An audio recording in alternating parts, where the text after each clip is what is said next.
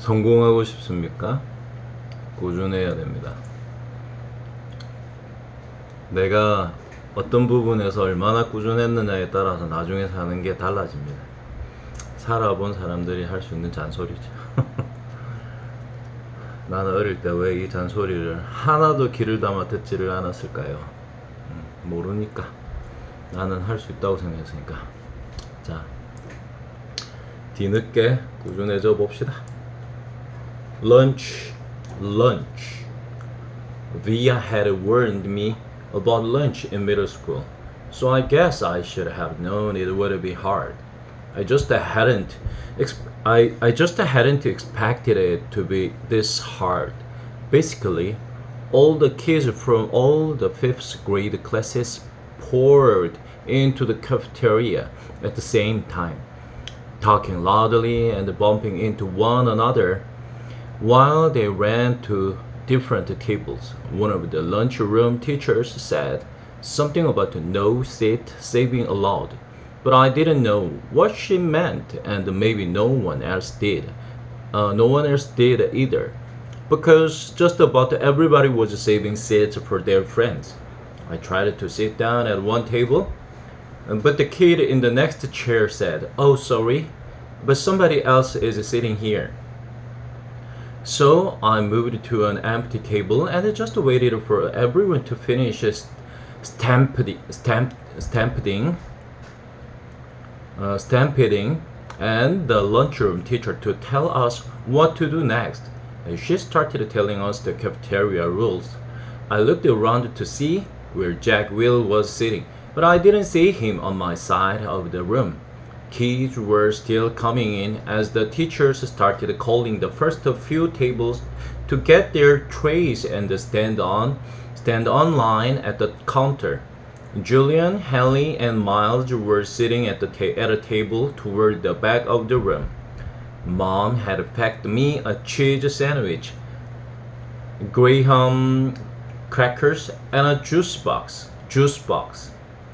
So I didn't need to stand on line when my table was called. Instead, I just concentrated on opening my backpack and pulling out my lunch bag and slowly opening the aluminum foil wrapping of my sandwich. I could tell I was being stared at without even looking up. I knew that people were nudging at each other, watching me out of the corners of their eyes. I thought I was used to those kids upstairs by now, but I guess I wasn't. There was one table of girls that I knew were whispering about me because they were talking behind their hands. Their eyes and the whispers kept bouncing over to me. I hate the way I eat. I know how weird it looks. I had a surgery to fix my cleft palate when I was a baby, and then a second cleft surgery when I was 4, but I still have a hole in the roof of my mouth.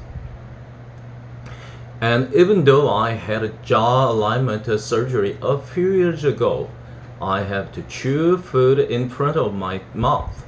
I didn't even realize how this looked until I was at a birthday party once, and one of the kids told the mom of the birthday boy he didn't want to sit next to me because I was too messy with all the food crumbs shooting out of my mouth. I know the kid wasn't trying to be mean, but he got in big trouble later, and his mom called my mom that night to apologize. When I got home from the party, I went to the bathroom mirror and stared at eating a saltine cracker to see what I looked like when I was chewing. The kid was right. I eat like a tortoise. If you've ever seen a tortoise eating, like some prehistoric pre, prehistoric historic pre, prehistoric prehistoric swamp thing.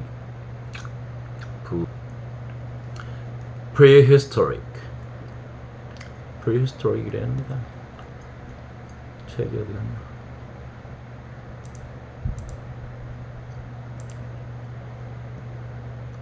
Prehistory. The summer table. Hey, is this set taken? I looked up, and a girl I never saw before was standing across from my table with a lunch tray full of food. She had long, wavy brown hair and wore a brown t-shirt with a purple peace sign on it. Up, oh no, I said.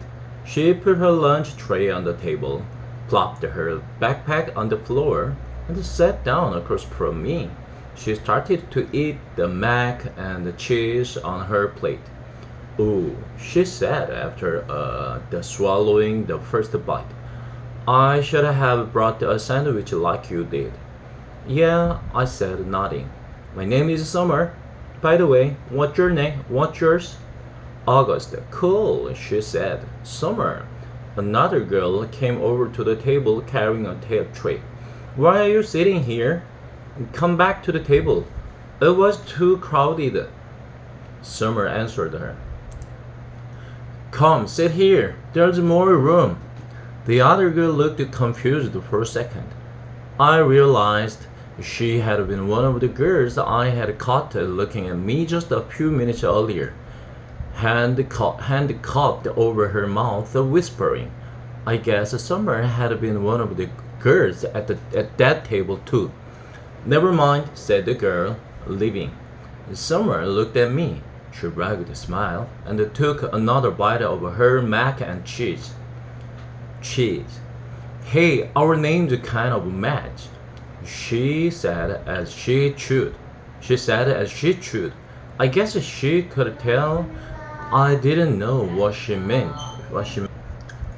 "Summer, August," she said, smiling, her eyes open wide. And she waited for me to get it. "Oh yes," I said after a second. "We can make this the summer-only lunch table," she said. "Only kids with summer names can sit here. Let's see, is there anyone here named June or July?"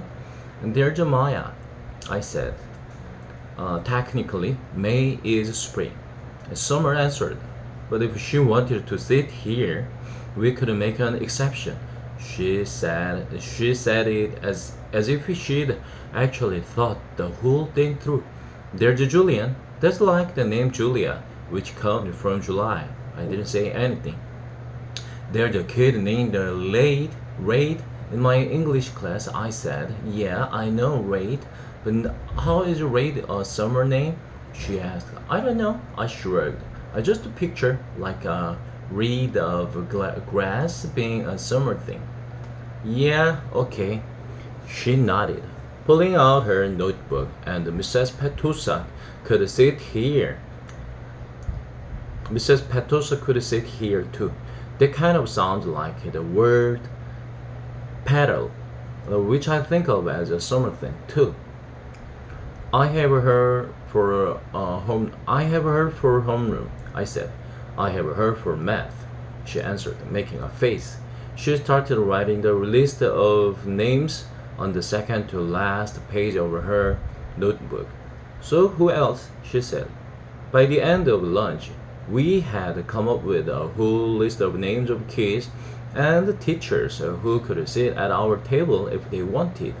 Most of the names weren't actually summer names, but they were names that had some kind of connection to summer. I even found a way of making Jack Will's name work by pointing out that you could turn his name into a sentence about summer, like "Jack will go to the beach," which Summer agreed worked fine. "But if someone doesn't have a summer name and wants to sit with us," she said very seriously, "we will still let them if they are nice, okay?" "Okay," I nodded, "even if it's a winter name." "Cool beans," she answered, giving me a thumbs up. Summer looked like her name. She had a tan, and her eyes were green like a leaf. 1 to 10. Mom always had this habit of asking me how something felt on a scale of 1 to 10. It started after I had my jaw surgery. When I couldn't talk because my mouth was wired shut, they had taken a piece of bone from my hip bone to insert into my chin to make it look more normal. So I was hurting in a lot of different places. Mom would point to one of my bandages, and I would hold up my fingers to show her how much it was hurting. One meant a little bit, 10 meant so much. Then she would tell the doctor when he made his round what needed adjusting or things like that. Mom got very good at reading my mind sometimes. After that, we got into the habit of doing the 1 to 10 scale of anything that hurt. Like if I just had a plain old sore throat, she'd ask 1 to 10, and I'd say 3 or whatever it was. When school was over, I went outside to meet mom, who was waiting for me at the front of the entrance like all the other parents or babysitters. The first thing she said after hugging me was, "So how was it? How was it? 1 to 10?" 5, I said, shrugging, which I could tell totally surprised her. "Wow," she said quietly. "That's even better than I hoped for. Are we picking Via up?" "Miranda's mother is picking her up today. Do you want me to carry your backpack, sweet niece?"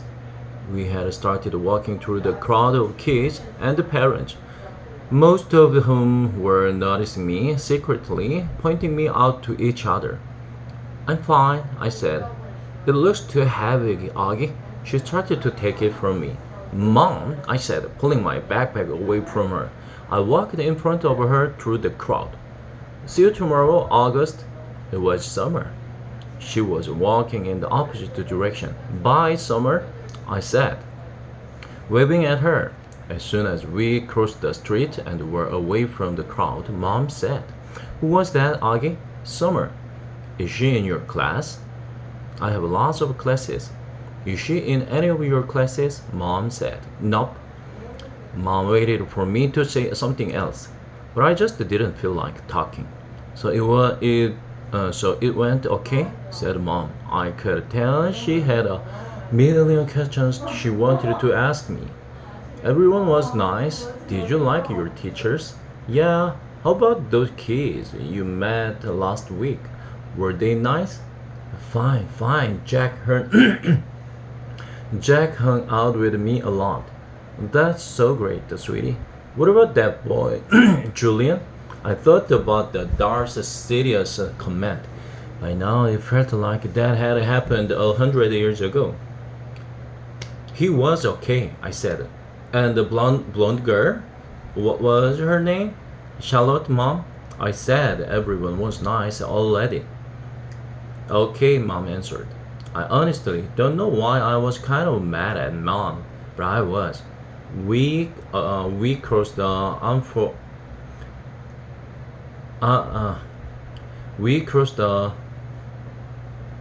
Amosport Avenue, and she didn't say anything else until we turned onto our block. "So," Mom said, "how did you meet Summer if she wasn't in any of your classes?" "We sat together at lunch," I said. I had started kicking a rock between my feet like it was a soccer ball, chasing it back and forth across the sidewalk. "She seems very nice." "Yeah, she is." "She is very pretty," Mom said. "Yeah, I know," I answered. "We were kind of like a Beauty and the Beast."